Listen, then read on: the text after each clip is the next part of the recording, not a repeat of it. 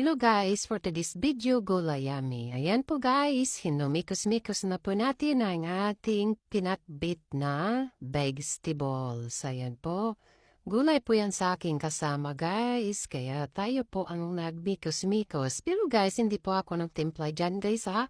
Si Ate Jamila po kasi hindi po tayo marunong magtimpla. Ayan, kaya siya po ang pinatimpla natin guys. Tayo nang po ang nag-slice. Ayan, kita nyo naman yung mga gulay guys. Yan yun ang pinakamasarap sa ating katawan guys. Vitamins. Diba guys, alam nyo?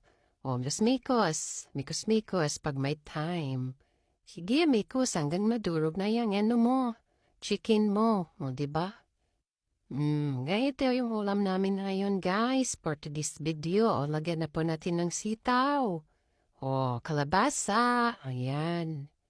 O, mikos again para po mamix po siya sa tubig. Ayan po.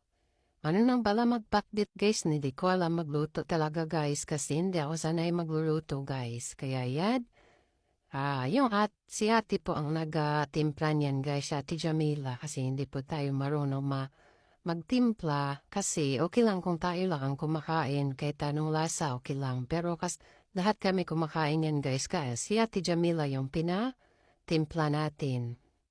Ayan guys, sobrang sarap po siya guys. So yan, namikos na siya guys. Ayan. Ang talong huli lang daw po yan at saka yung talia kasi masarap daw yan pag tumutunog kainin charot. O diba, mikos again hanggang madurog yung mga gulay mo. Sige, mikos-mikos. O, diba guys?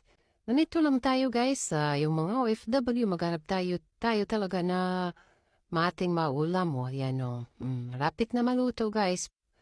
Ayan po guys, luto na po siya guys, kain na po tayo. Ayan po yung